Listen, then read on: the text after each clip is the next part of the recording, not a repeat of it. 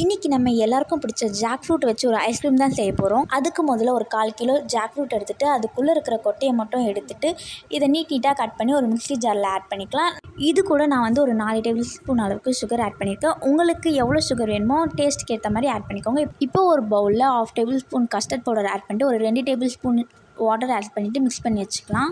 இப்போது ஒரு பேனில் 1/2 லிட்டர் அளவுக்கு மில்க் ஆட் பண்ணிவிட்டு நல்லா பாயில் பண்ணி விடுங்க. இந்த மாதிரி பொங்கி வர ஸ்டேஜில் நல்லா கலக்கி விட்டுட்டே இருங்க. இப்போ நம்ம ஒரு 2 ஏலக்காவை நல்லா தட்டி போட்டுக்கலாம். ஒரு 2 நிமிஷம் கழித்து நம்ம அரைச்சி வச்சுருக்க ஜாக் ஃப்ரூட்டும் இதில் ஆட் பண்ணிக்கலாம். இப்போது மிக்ஸ் பண்ணி வச்சுருக்க கஸ்டர்ட் பவுடரும் ஆட் பண்ணி நல்லா மிக்ஸ் பண்ணுங்கள். ஒரு 5 to 10 மினிட்ஸ்லேயே நல்லா கட்டியாக ஆகும். இந்த ஸ்டேஜில் ஆஃப் பண்ணிவிட்டு நல்லா சில் அவுட் பண்ணிவிட்டு உங்களுக்கு எந்த பாத்திரத்தில் வேணுமோ அதில் ட்ரான்ஸ்ஃபர் பண்ணிக்கோங்க. இதை அப்படியே ஃப்ரீசரில் ஒரு 8 to 10 ஹவர்ஸ் நல்லா ஃப்ரீஸ் பண்ணிவிட்டு எடுத்தோன்னா நம்ம சூப்பரான ஜாக் ஃப்ரூட் ஐஸ்கிரீம் ரெடி ஆகிடுச்சு. இதை நீங்கள் கண்டிப்பாக மறக்காமல் உங்கள் வீட்டிலும் ட்ரை பண்ணி பாருங்கள். உங்களுக்கு இந்த வீடியோ பிடிச்சிருந்தா மறக்காமல் லைக் பண்ணுங்கள்.